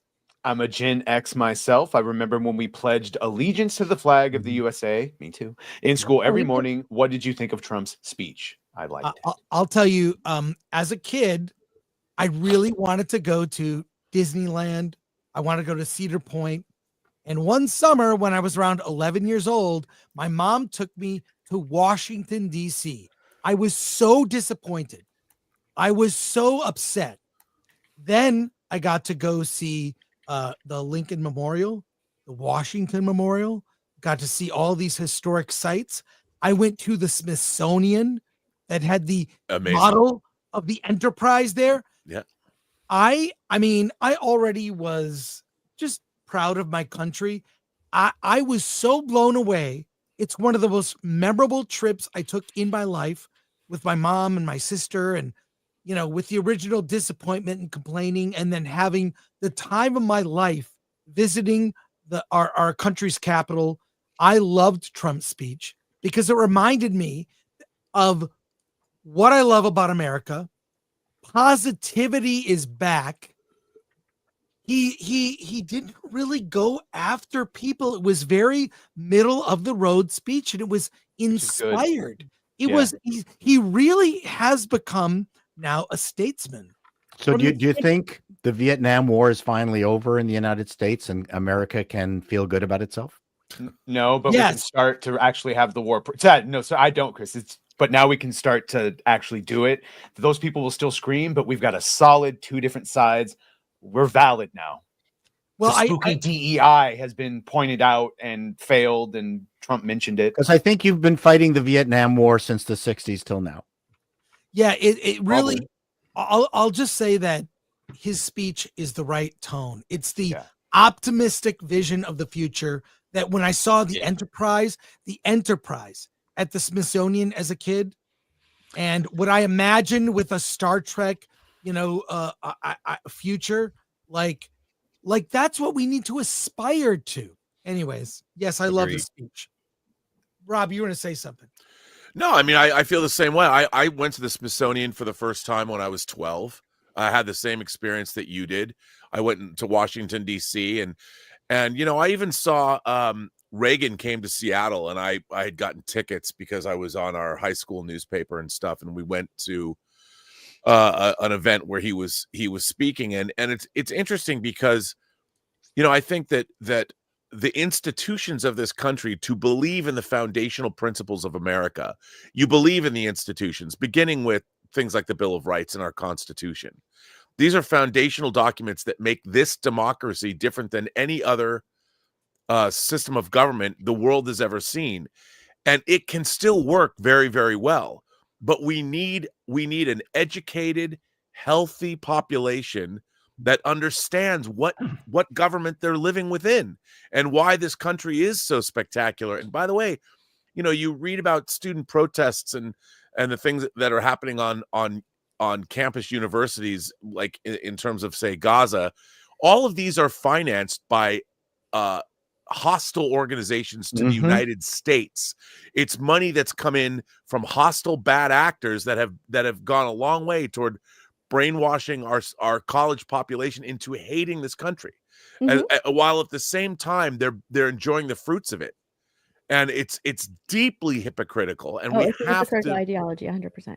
It's unbelievable, and Mhm. the thing is, if anyone spent any time, like I keep saying this, but when I was working when I went and produced The Hills Run Red in Bulgaria, and I was there for months, I talked to people that lived in Bulgaria. Was a former Soviet satellite state. And the one thing I realized about America, which they didn't even have, I was talking to these two people and asked them, and I got to know well, what do you guys want to do? And they wanted to open their own cafe. And I said, you guys should do that. Go do that. And they're like, oh, no, we can't do that. You can't tell anybody you want to do something like that here. People would laugh in your face. And it made me realize the one thing that Americans have that no other place in the world has is we can just dream shit up and do it. Americans do not have a something in their brain that says you can't do that, and have other Americans go, yeah, dude, do it. We'll help you. Yeah, and we'll help. That's British exactly thing. right. They like to That's chop what down, Americans have that no one else in the world has. Yeah. The idea that you can just dream something up and make it happen, and then of course once you make it happen and become successful, then everybody wants to tear you back down. But we still have that ability. Well, what's funny is white people can have ideology teaches you that you can't do that because of systemic racism. There is a ceiling put on you. You can't do that. That's what the woke ideology teaches you. There's all of these people holding you back, therefore you can't do that. That's why like this education system has dumbed people down and has pushed all of these students into that woke ideology. Why are they so dumb? Why can't they see that? Well, it's easier for the government to take control over people when they're uneducated. Yep. Plus what Robert said, Yuri Bezmenov, and that fun thing that happened back in there. Yeah. Look, Spike Lee was able to make She's Gotta Have It against all kinds of odds, but he still did it. Yep. Two quick soups and a change of topic. We're going to get to Star Trek and David Lynch. Plus some but memberships. Midgard Ninja, 10 Film Threat memberships. Shout out. Are they hitting? I hope they're hitting. Barton Bella, pardons are for federal. DeSantis will get them. Yeah. Ryan Miles for $4.99. Big UK fan of you all. Just not sure why this is now a political. It's not. It's one day. It's the inauguration. Trump won. Can we get back to film reviewing and being nerds? Okay, fine. Pivot. Absolutely. We're doing that for sure. So real quick, folks, this one's really for Rob. This one's for Rob. Who left? Because Star Trek is troubled. Star Trek is troubled. What can we do to save Star Trek? This might be the answer. Take a look at this for a second right here. In the shadows of deep space, where danger lurks behind every star, one crew stands between peace and chaos. Captain James T. Kirk, a man of action, walks a fine line between diplomacy and danger. Okay, At his side, the cold and calculating Spock, whose logical mind sees through the fog of war. Together, they lead the USS Enterprise through uncharted territories, where every decision could mean life or death. But out here, trust is as rare as water in the desert. Old alliances crumble, strange new enemies rise, and a cold war brews in the endless night. With each mission, the stakes grow higher. Okay, I'm in. Yeah, I approve of that. Filled with conspiracies, betrayal, and danger at every turn. As they encounter alien species, a mysterious world, the Enterprise becomes a beacon in the dark, holding the line between justice and chaos. In a galaxy where the truth is elusive and danger is ever present, Kirk and his crew must solve the ultimate mystery. How to survive in a universe that's always one step ahead. Ooh. Star Trek, where the final frontier is darker than you ever imagined.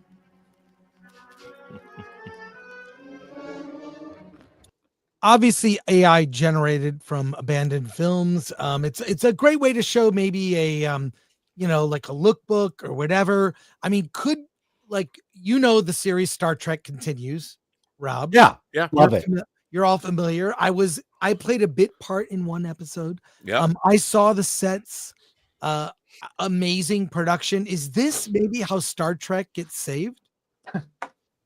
In some way, go back to basics. Well, I think, look, one of the things that people forget was Star Trek was created by quote unquote the greatest generation, people that came home from World War II. Mm-hmm. It was created in the wake of the promise that the Kennedy White House had promised. We go to the moon in the next thing in this decade, not because it is easy, but because it is hard. you know, and that was, I know it was a Democratic presidency, but it was really, Star Trek is really all about the Camelot spirit of America being taken into space. Star Trek is about the American century being translated into the American Earth that then later goes on to bring America to the universe. And if you want to look at it that way, Star Trek was at its best when the people who were making the show believed in the very fabric of what America represented or could possibly be. The problem with modern Star Trek is no one believes that anymore. So you've got a bunch of people that are writing the anti-Star Trek shows. Yeah. And in a way, nobody really talks about that. But Star Trek was all about the fact that in the future, we will all look at one another as equals. All the problems have to be in the alien societies we visit, where they're all Correct. backward and they haven't overcome everything that we've overcome. And then even then, our heroes never preach to them. We just show them, oh, it's super possible. Look at what we've done. And it's that inspiration that invariably, even though they cheat and they didn't exactly the Prime Directive, they leave just enough of an influence that people go, yeah, we could do better. Plus, it was all about people that are really good at their jobs. Yeah, meritocracy. You know, and they're the people that if you want to be out on the final frontier, you better be, you're in the top percentile. There was no, you had to work your ass off. Their currency was competency. If everyone gets free credits in life, the only thing you have is what you build for yourself in that society. So if you were a captain of a starship, holy shit, did you do something? And there was something else that I studied for years, is that art imitates art. Northrop Frye talked about this in his book on criticizing English literature. You know, if you go to a forest and you're asked to describe it, you go, yeah, it's nice. But if you write about it, you're going to write the azure sky broke through the dimpled leaves as they crunched, as the autumn colorful rainbow crunched, but you know, below my feet. No one speaks that way, but they write that way. So Star Trek was also a child of its time. If you were a fan of Outer Limits and Twilight Zone, the scripts are very similar. Yeah. The tone is very similar. So in modern Star Trek, I don't know who they're riffing off of. It's nothing. It's so, you know, we have to also put into context that they had other great shows of its time that were thoughtful, well written by smart people that they were competing with. And you also had Star Wars just copying itself at this point. There was also the great fantasists of the day that a lot of the same writers wrote for Twilight Zone and Star Trek. And these were people that were novelists and short story writers and playwrights and screenwriters. They were multidisciplinary. They worked in all the different writing forms. And television was a fairly new medium. You know, we're only really 15 years into it when Star Wars debuted, or Star Trek debuted, I'm sorry. And, you know, and these are men and women of letters.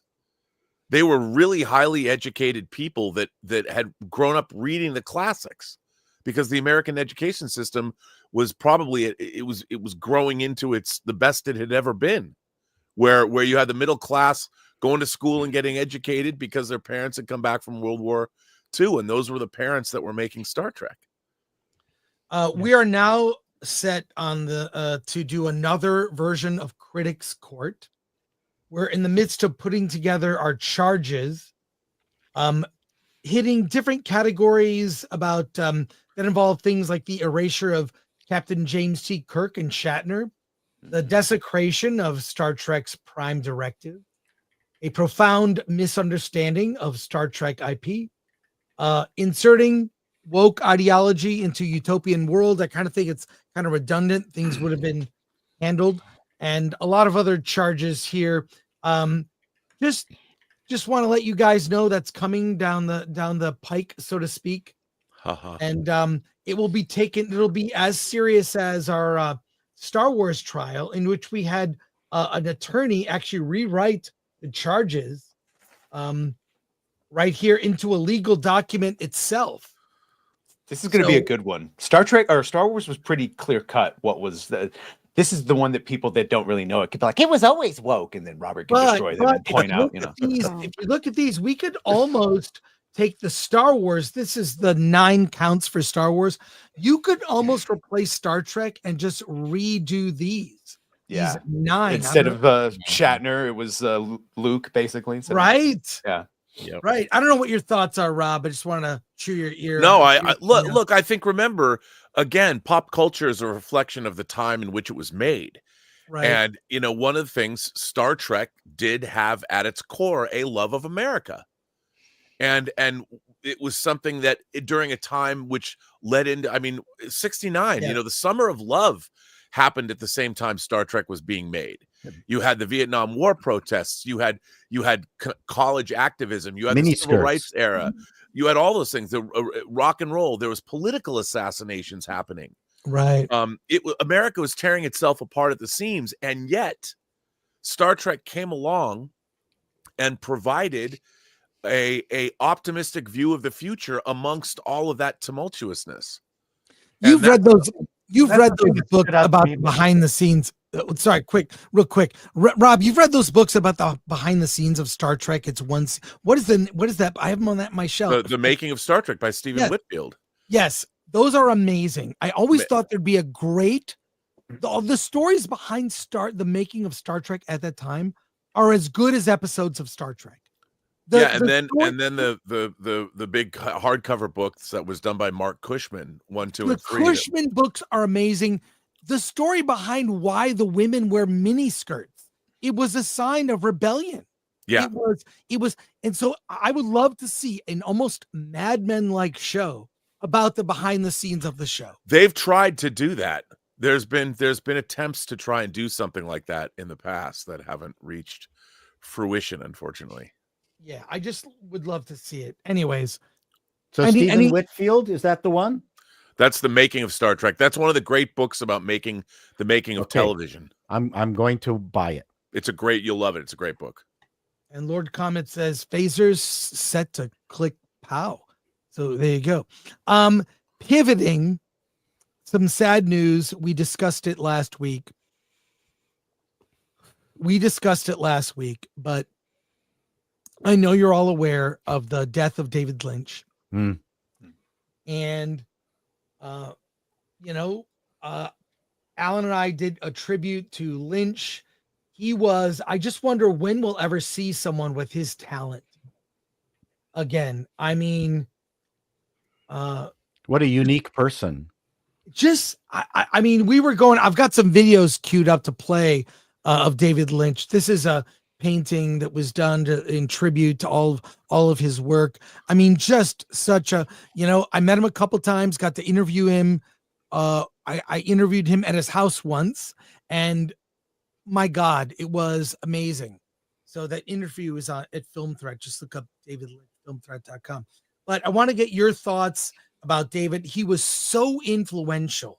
And one of my favorite quotes from David Lynch, he said, millions and millions of people love the movies of Steven Spielberg. And thousands of people love my movies.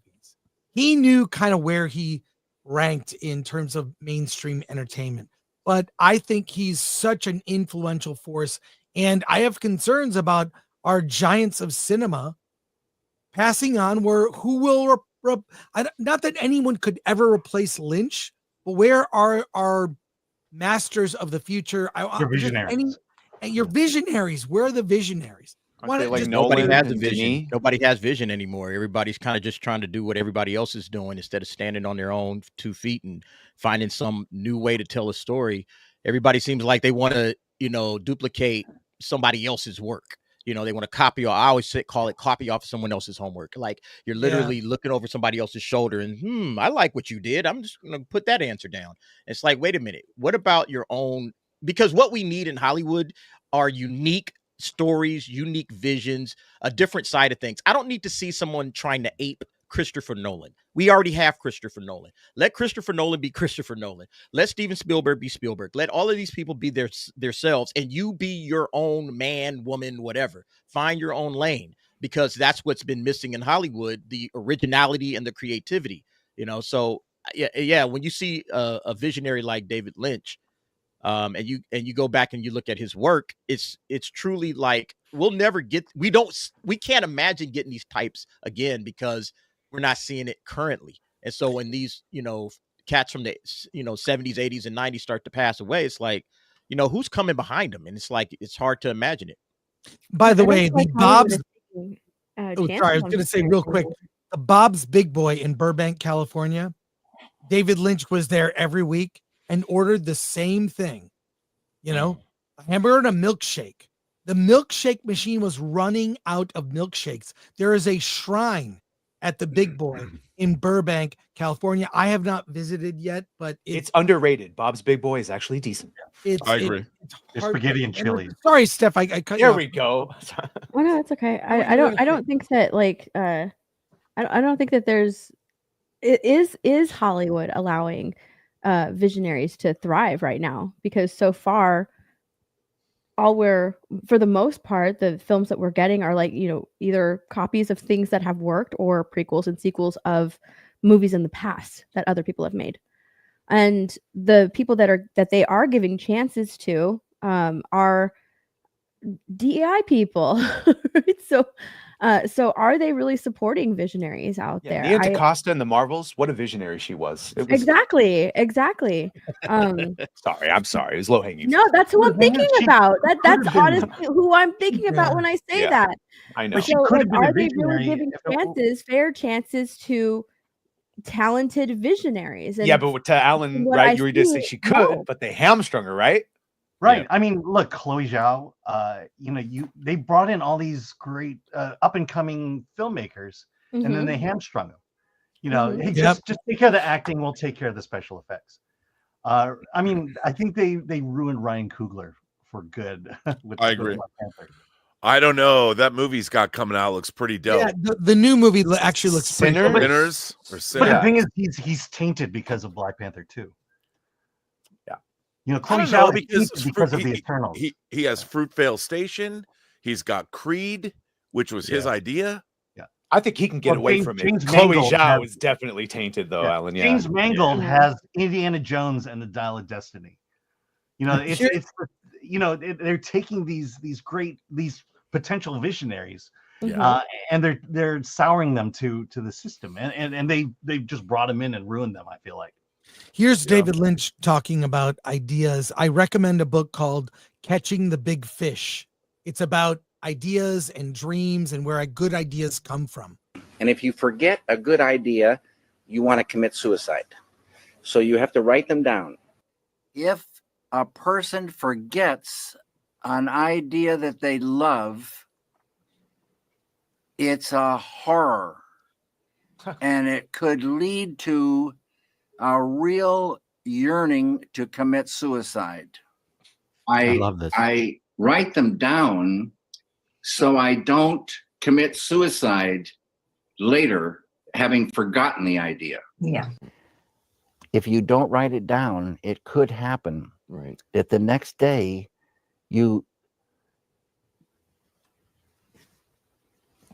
then you want to blow your brains out. Oh, it's that bad. Yeah, well, look, I always say, if you think it, ink it. Write it down. Write it down if you got a good idea. Well, the other thing too is I tell aspiring writers, I ask them, do you have a notebook next to your bed? And if they say no, I go, you're not a writer. You have to have one sitting next to your bed. Yeah, I have written, I cannot tell you how much garbage I have collected. Garbage. Yep. Here's something else here. Right here. You need to write notes. You need to scribble. But the kind of anger that is just bitter, just like selfish kind of anger, no one wants to be around this kind of person. And the person's poisoning himself. The person can't work so good. That's mind control. Negativity is really mind control. Depression controls the mind now. Can't work. Anger controls the mind. You can't work. Sorrow. Some people hold sorrow for years. And you want to visit them and cheer them up, but it doesn't do anything. Get them the chance to transcend and watch what happens. Sorrow will lift away. They'll be back on the road.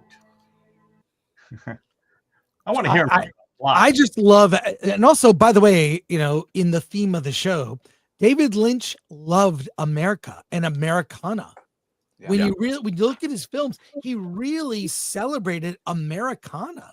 And if you look at even Blue Velvet, that opening scene, this idyllic suburban neighborhood where the camera goes to the under the ground and you hear the crunching of the bugs and these noises you didn't know were underneath the surface. I mean, he really was a mind like no other.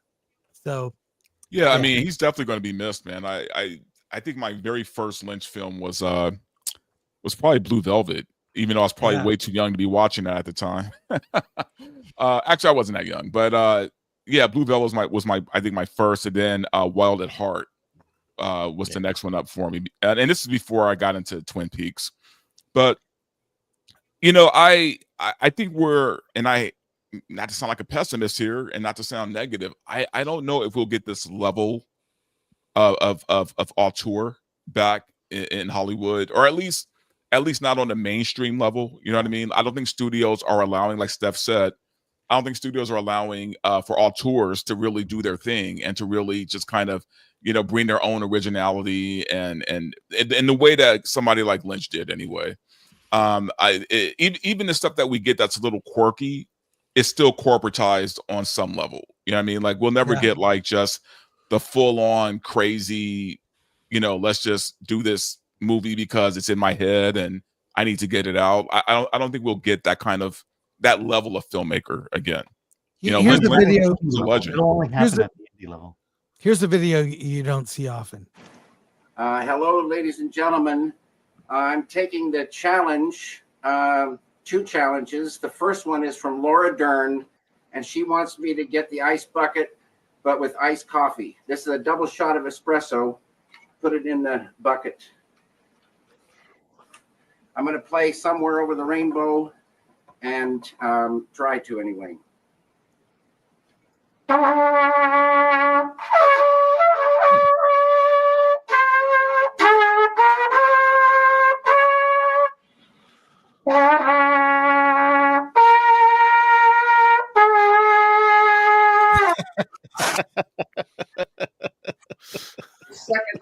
The second bucket is for Justin Thoreau, and thank you so much, Justin.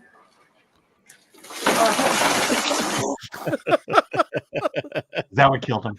I would like to nominate for the Ice Bucket Challenge Vladimir Putin. Thank you very much. And don't forget his every day you could get the weather in LA. Yeah. Yes, I watched that. It was so fascinating. It was. I mean, the thing is, he had a subversive sense of humor that was down on our level. Yes. Yes. If I can say down on our level, if you know what I mean. Yeah. I'm not trying to 100%. Insult him. Well, also too, the era that he came out in, I mean, film cost a lot. It was a lot cheaper to make movies then. Like you look at his first movie, Eraserhead. It's a nightmare. I mean, a nightmare. It's something you would dream, you know. And he was able to effectively use dream logic and put it into a plot, which is not easy to do. And he had people like patrons like Mel Brooks, the great Mel Brooks, hired him to direct The Elephant Man. Which they looked at Eraserhead and said, "You're the guy to direct The Elephant Man." You know, the story of John Merrick, and that was amazing. That kind of thing happened, and that he was even able to navigate the debacle of Dune and turn it around and end up making Blue Velvet, which, you know, really brought his career back. And then we got a bunch of bangers from him: Wild at Heart, Mulholland Drive, Straight Story, and he never had great box office success either. Never. But box office success is only a temporary barometer. Right. How does the mainstream public, what do they think of this? How do they feel?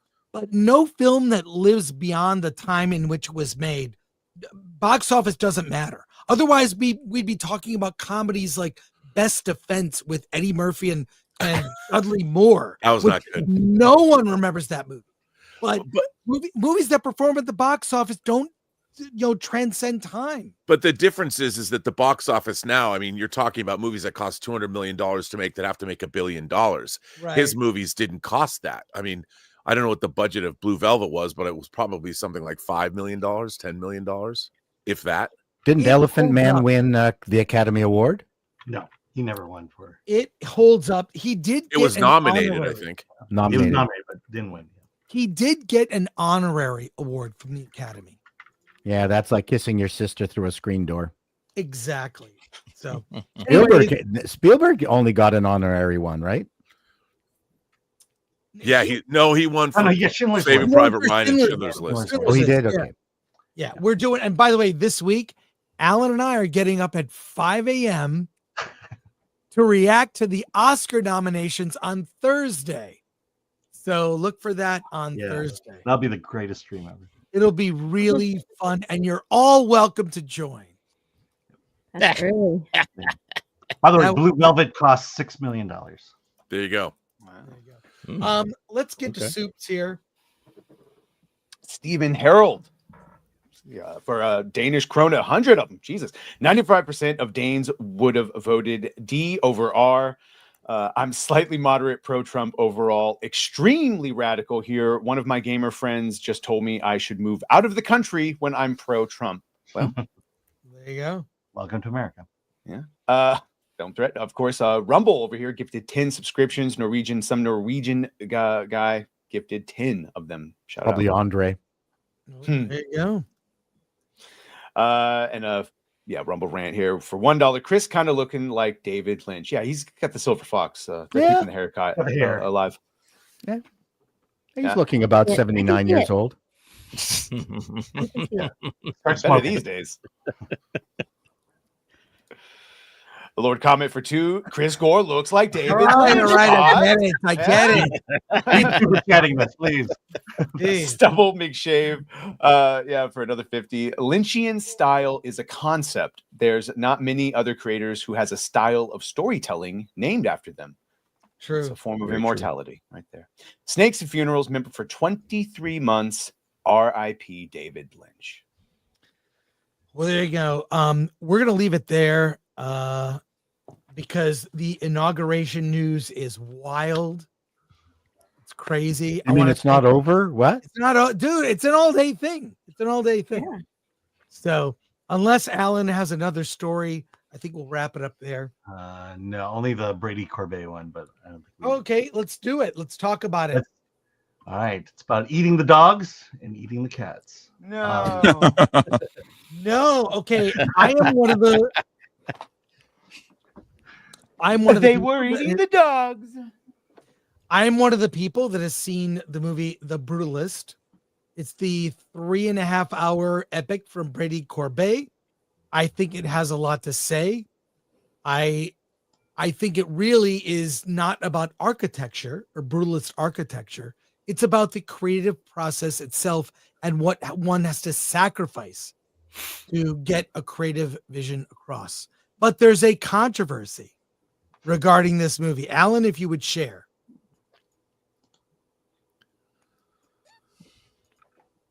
Go ahead. Okay, so Brady Corbet issues statement about the use of AI-powered software in making The Brutalist. The Kiev-based company Respitcher was also employed by the filmmaking team of Emilia Perez. Controversy engulfed Brady Corbet's 3-time Golden Globe winner, The Brutalist, since January 11th interview with film editor David Generso gave video tech site Red Shark News, in which he said that he used AI-driven tech to smooth the Hungarian dialogue of actors Adrian Brody and Felicity Jones. Let's see, the AI-powered Ukrainian voice synthesizer software was used to mix his own voice into the dialogue articulated by Brody and Jones so that their pronunciations would be perfect. Most of their Hungarian dialogue has been part of me talking in there. We were very careful about keeping their performances. It's mainly just replacing letters here and there. You can do this in Pro Tools yourself, but we had so much dialogue in Hungarian that we really needed to speed up the process. Otherwise, we'd still be in post. All right. Well, what do we think of this? I think this is worth debating. When the data sets I are have the to be wo- back. I'm Hungarian. So what? right. So, well, you need I'm to your see the expert. brutalist. You need to see the brutalist. Okay, Anyway, I can go see the brutalist. all I'm asking the question, is it okay to use AI when the data sets for your AI are something you are using? So they're using with permission the voices of the actors. And they're remixing it in a way that the Hungarian is more accurate. Is that okay? An okay use of AI because the data sets come from the creators themselves? Yes. Yes. They Igen. auto-tune the Hungarian. They Igen. just used an AI system to do it. I mean, it's silly to Yes. say you're not interfering. It's like a Yeah. visual effect. They also use certain AI to accentuate backgrounds. This is just a tool. When you have AI replacing creatives and writing scripts that when there's no human involvement, that's when it's problematic. Yeah. But to auto-tune someone's Hungarian to make it more authentic, what's wrong with that? Igen, agree, az, ha én csinálom, akkor én is akarom azt mondani. Please don't get us demonetized. Well, all I'm saying is they auto-tune people's voices in music, modern music. They do. Those voices are just, yeah. So I don't know. I think Hold it's on. Well, let me throw in the counter here. So does Adrian Brody then deserve the Best Actor award? Because that's not his performance. That's an auto-tune performance. Well, it's worth debating. It's worth That is debating for interesting. sure. That's a good point. I mean, maybe, but he's still in doing an inflection. It's not like they didn't use his voice. But they could. I mean, why not? Why not tweak someone's vocal performance to get a better performance out of them? But what is film editing? You're intercutting different performances together to create one performance. Right, but that actor gave that performance versus an enhanced version of their performance. But the actor, if you're cutting from one take to another, fight, Chris, make a full screen fight. But you're taking 5 different performances and cutting them into one. Not me. Yeah, well, yeah, but the actor did those performances versus but the actor did give that Hungarian did speak in Hungarian. They just tweaked it. Sure, in this case, but who's to say we couldn't then make the next movie where it's like, boy, it would have been great if he had just did a little inflection. I know, let's get AI to do that inflection. Best actor. Oh, well, but I would agree with you. But I think that's been happening since the dawn of movie making. Movie making is all about crafting, is taking what you're given, the raw material, and putting it together into a new way. The actor was still there. The actor still gave the performance. Right, but that's not the actor's. It would be like someone. I mean, Alan, they do ADR replacement. We have actors come in and redo their performances and give us new vocals in post. They'll come in if there's camera noise or a plane flies overhead. People will go in and revoice their performance. But that's still them, not AI. People. Yeah, even if you got another actor to do the voice of that person, it's still a person's voice. It's still a natural acting moment versus AI, where an actor can just come in, say a line, be done, and then you can tweak that line ad nauseum until you get it perfect. But I'll give you an example. Having just done something like this with AI, I feed in 2 hours of an actor's performance in something. Let's say I did this 2 hours, and I need the actor to say one sentence.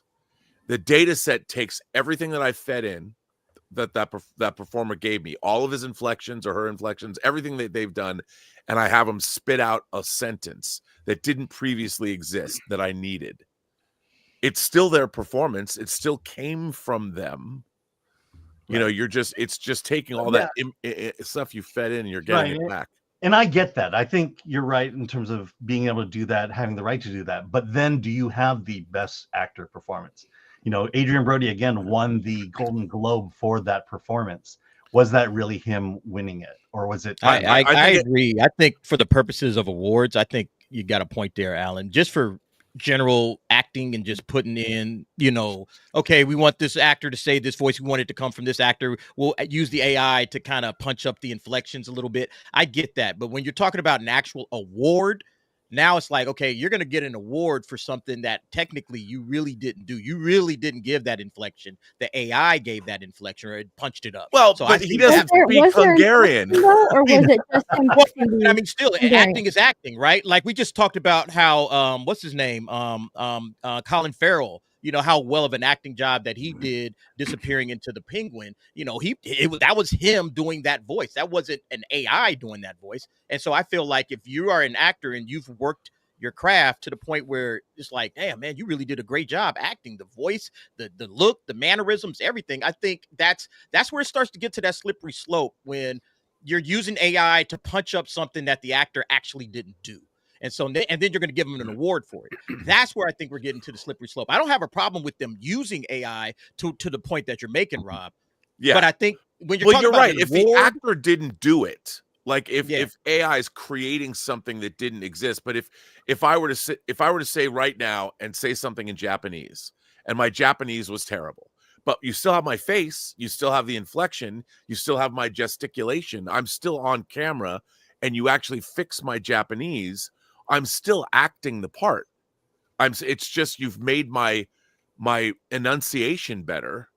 But isn't that part of acting? Well, I think I mean, look, if you don't speak a language, and there's a lot of time when people are taught, if they're speaking a language they don't speak in a movie, they're given it phonetically to say. Sure. But if a Like person, Selena Gomez, if you want to make, or even Ben Kingsley has gone.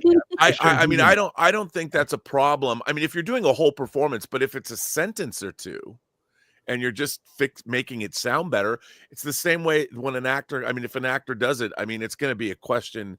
It is an interesting ethical and moral question. But if you're in a movie that's 3.5 hours long, and you have 2 or 3 sentences fixed, your Hungarian's fixed, I don't think that diminishes the epic performance that you gave. Okay, that was my next question. How much of that performance was this AI part? Well, he says that they would still be in post if they didn't do it. So it feels pretty significant what they did. The other thing is, you know, they talked about an AI James Dean being in a movie. Could that AI James Dean give the greatest performance ever? Would we be able to give it an award? Do we want to go down that road? No, because James Dean's dead. Yeah. I mean, a performance isn't just you're speaking. It's the way you move. It's the twinkle in your eye.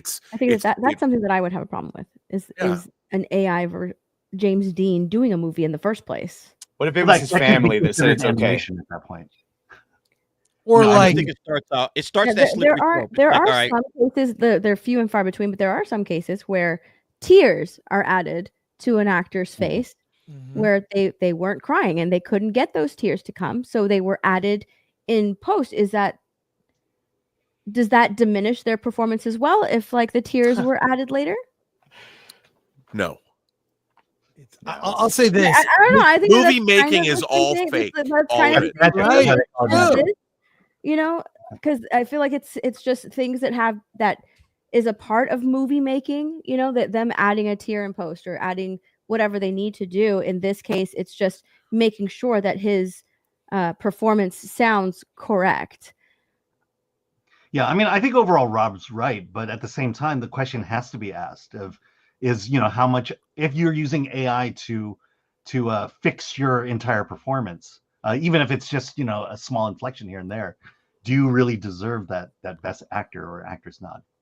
I guess it depends on how much influence. And if they use AI, then the people who are like, I don't know, voting should get both, like 2 different cuts, like one with the AI and one without. Yeah, they won't do that. Yeah.